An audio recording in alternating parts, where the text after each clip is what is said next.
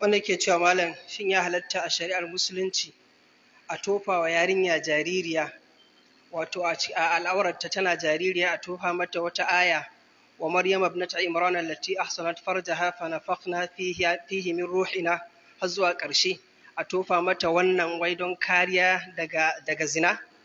Wannan ita ce tambaya na farko. Ta biyun ko mai kama da ita ne yake cewa shin ya halatta a sai a wato a ainihin sa a yi mata tsarki da wani garin magani wato tana jaririya saboda gudun kar ta yi zina, saboda idan aka yi wannan sai zama an rufe mata al'aurarta kenan lokacin da za ta yi aure sai a kawo wani garin magani daban shi kuma a bata shi ma ta yi tsarki da shi sai zama an buɗe mata al'aurarta ta kenan. Sai ce shin wannan ya halatta shari'a?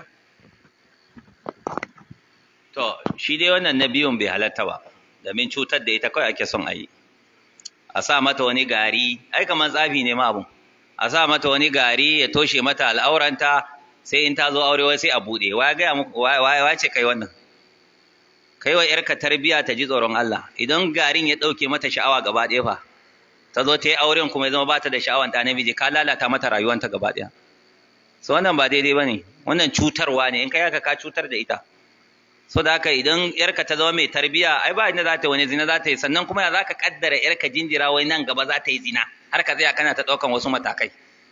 Jinjiran yarinya kana ƙaddara wai kana nema kanka masifa, kana yi wa Allah mummunan zato.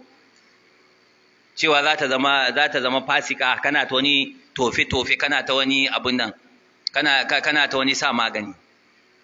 Abin da ya shafi tofa ayan alqur'ani ko su addu'o'i a farjinta in yana maganin wani abu ya halatta, domin tawaida halal ne da ayoyin alqur'ani ko ta addu'a wanda take ta shari'a ya halatta a tofa. To amma duk da haka ban gani ba inda aka ce sunna ne idan aka haifi ya mace a tofa mata wannan aya mene ma ne wa maryam bint imran allati asanat farjaha, ban gani ba. Amma in har wani yana da hujja cewa wannan din yana magani yana sa mace ta zama kamimmiya, ba laifi idan an tofa. Ayoyin alqur'ani ana iya tofa su a jikin mutum ko inansa, tawaida ne ya halatta. Amma abin a karanta wani surkulle ne a tofa shine wanda shari'a ta haramta. Amma abin da zan gaya muku shine babu abin da yafi addu'a.